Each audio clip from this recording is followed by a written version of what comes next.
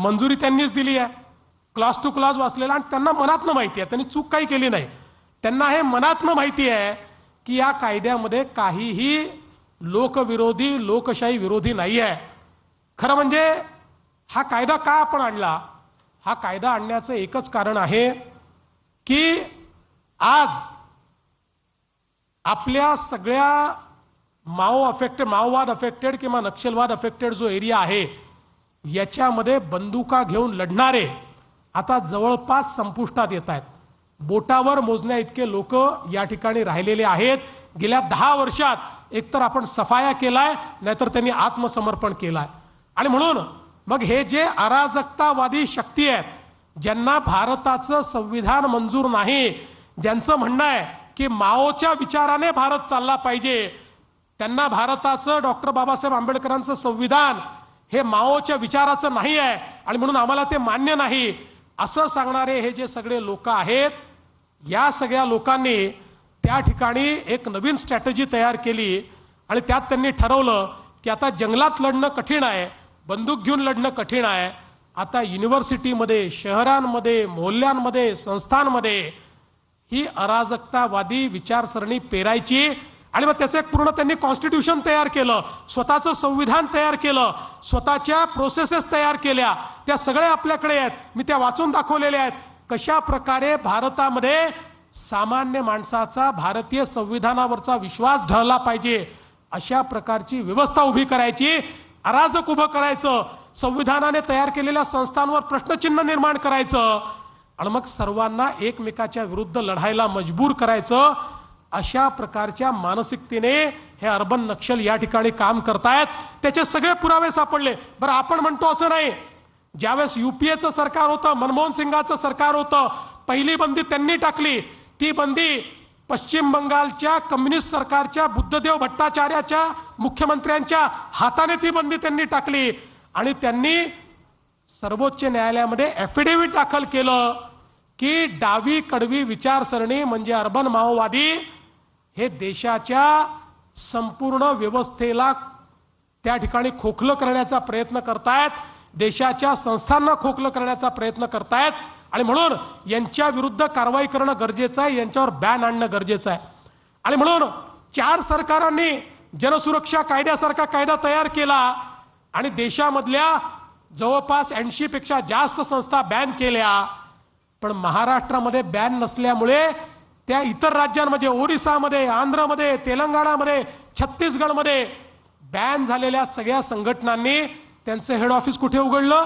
ते महाराष्ट्रामध्ये उघडलं आणि महाराष्ट्रातनं कारवाया सुरू केल्या. वारंवार केंद्रातलं सरकार पूर्वीचं आणि आताचं आपल्याला सांगत होतं की या संस्था इथे काम करतायत, यांना तुम्ही देखील बॅन करा. हे महाराष्ट्रातनं अशा प्रकारचं काम करता आहेत, पण आपल्याकडे कायदाच नव्हता, त्यामुळे आपण त्यांना बॅन करू शकत नव्हतो. आणि म्हणून अर्बन माओवाद्याचं सेंटर हे महाराष्ट्र झाला आणि म्हणून आपण हा कायदा तयार केला. या कायद्यामध्ये सगळ्यात महत्त्वाचं काय आहे? आंदोलन करता येतं, त्याच्यावर कुठला बॅन नाही.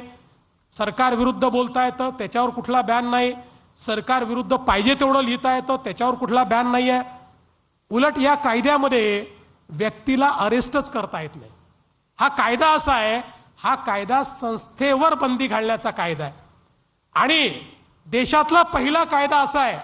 नॉर्मली एखाद्यावर तुम्ही आधी कारवाई करता, मग त्याला कोर्टापुढे उभं करता, पण या कायद्यामध्ये एखादी संस्था ज्यावेळी अशा प्रकारच्या कडव्या डाव्या किंवा ज्याला लेफ्ट विंग एक्स्ट्रीमिझम म्हणतात, त्या लेफ्ट विंग एक्स्ट्रीमिझमच्या अर्बन केडरचं काम करताना जेव्हा एखादी संस्था दिसेल, त्या संस्थेच्या विरुद्ध पुरावे गोळा करून एका मंडळापुढे जावं लागेल.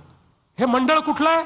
तर त्याच्यामध्ये हायकोर्ट जज आहे, त्याच्यामध्ये डिस्ट्रिक्ट कोर्ट जज आहे, त्याच्यामध्ये पीपी आहे. त्यांच्या समोर हे पुरावे ठेवावे लागतील आणि त्यांनी सांगितलं पुरावे योग्य आहेत तर नोटिफिकेशन निघेल. नोटिफिकेशन निघालं तर संस्था बॅन होईल. बॅन झालेल्या संस्थेचं जो काम करेल त्याला अरेस्ट करता येईल, त्याच्यावर कारवाई करता येईल. म्हणजे थेट कोणाला अरेस्टच याच्यामध्ये करता येणार नाही. आणि पहिला कायदा असा आहे की अरेस्ट व्हायच्या आधी किंवा बॅन लावायच्या आधी हायकोर्ट जजची मान्यता घेतल्यावरच बॅन लावता येतो. आणि त्यांनी मान्यता दिल्यावर परत 30 दिवस त्या संस्थेला हायकोर्टात दाद मागण्याचा अधिकार आहे। अशा प्रकारचा तर कायदा दुसरा कुठला नाहीच की ज्या कायद्यामध्ये तुम्हाला आधीच कोर्टाची परवानगी घेऊनच तुम्हाला त्या ठिकाणी अरेस्ट करता येतं। आणि म्हणून अशा प्रकारचा हा जो कायदा आपण तयार केलेला आहे, या कायद्याच्या माध्यमातून भारतरत्न डॉक्टर बाबासाहेब आंबेडकरांनी जे संविधान तयार केलं, त्या संविधानाला नाकारून जे अराजक तयार करण्याचा प्रयत्न करतायत अशांना या ठिकाणी जेरबंद करण्याकरता आणि त्यांच्या कारवाया बंद करण्याकरता हा कायदा आपण केला आहे। जे लोक या कायद्याला विरोध करतायत ते तेच लोक आहेत ज्यांचा भारताच्या संविधानाला विरोध आहे, ज्यांचा भारतरत्न डॉक्टर बाबासाहेब आंबेडकरांनी तयार केलेल्या व्यवस्थेला विरोध आहे। आणि म्हणून मी तर सांगितलं, अरे ओपन डिबेटला आम्ही याच्यावर तयार आहोत, पण ओपन डिबेट करत नाहीत, त्यांची हिंमत नाही। त्यांना हे माहिती आहे की आपण इलॉजिकल बोलतोय, जे कायद्यात नाही ते बोलतोय। माझा दावा आहे या कायद्यावर जे लोक बोलतायत त्यातल्या 99% लोकांनी कायदाच वाचलेला नाही, त्यांना माहितीच नाही या कायद्यामध्ये काय आहे। पण तरी देखील एक नरेटिव्ह तयार करण्याचा प्रयत्न केलेला आहे। आणि म्हणून आपल्याला त्याचंही उत्तर द्यावं लागेल की काही झालं तरी भारतरत्न डॉक्टर बाबासाहेब आंबेडकरांचं जे संविधान आहे, या संविधानाच्या विरोधी ताकदींना या ठिकाणी समाप्त केल्याशिवाय आम्ही राहणार नाही, त्यांचे इरादे समाप्त केल्याशिवाय आम्ही राहणार नाही। आता निवडणुका जशा जवळ येतील, नवीन नवीन नरेटिव्ह सुरू होतील। लोकसभेत संविधानाचं नरेटिव्ह आणलं, आपण ते पूर्णपणे नेस्तनाबूत केलं, त्यामुळे विधानसभेच्या निवडणुकीत यांच्याजवळ नरेटिव्हच राहिलं नाही। आता विकासावर चर्चा नको म्हणून कधी भाषेचं नरेटिव्ह येईल, कधी जातीचं नरेटिव्ह येईल, कधी अजून वेगळं नरेटिव्ह येईल। आता पुढच्या काळामध्ये 2-3 महिने हे लक्षात ठेवा की ज्या गोष्टी सामान्य माणसाच्या विकासाशी संबंधित नाहीत अशा अनेक गोष्टींचा नरेटिव्ह येईल। आता भाषेच्या संदर्भात देखील आपल्या सरकारने मराठी भाषा अनिवार्य केली, अनिवार्य। आणि आपण सांगितलं की तिसरी भाषा ही हिंदी किंवा कुठलीही भारतीय भाषा तुम्हाला या ठिकाणी शिकता येईल। पण नरेटिव्ह कसा तयार केला जातोय, जणू काही ही लढाई मराठी वर्सेस हिंदी आहे। ही मराठी वर्सेस हिंदी लढाई नाही आहे, मराठी अनिवार्यच आहे।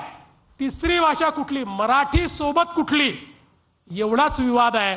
त्यात आपण सांगितलं कुठलीही भारतीय भाषा या ठिकाणी चालेल।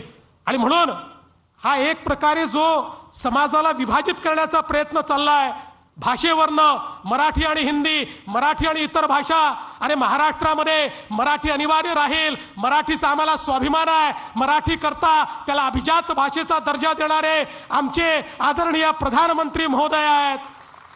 पहिलं मराठी विद्यापीठ अमरावतीमध्ये तयार करणारं आमचं सरकार या ठिकाणी आहे। इतक्या वर्षात तुम्ही ते करू शकला नाहीत, पण तरी देखील जाणीवपूर्वक या ठिकाणी विवाद निर्माण करायचे। पहिल्यांदा स्वतःच कमिटी तयार करायची, कमिटीचा अहवाल घ्यायचा, 1ली ते 12वी मराठी सोबत हिंदी आणि इंग्रजी अनिवार्य असा अहवाल स्वतः कॅबिनेटला स्वीकारायचा आणि मग त्यानंतर पलटी मारायची। हा जो काही या ठिकाणी काम चाललेला आहे, मी तुम्हाला सांगतो याचा काही परिणाम नाही आहे। ये पब्लिक है, ये सब जानती है, लोक सगळं समजतात। पण तुम्हाला याकरता सांगतो असे अनेक विवाद, जातीपातीचे विवाद, इतके विवाद आता निवडणुकीच्या तोंडावर उभे होतील। पण काळजी करण्याचं कारण नाही, जनतेकरता आपण जे केलेलं आहे आणि जे करतो ते घेऊन समाजामध्ये गेलो। तुम्ही बघा विधानसभेच्या आधी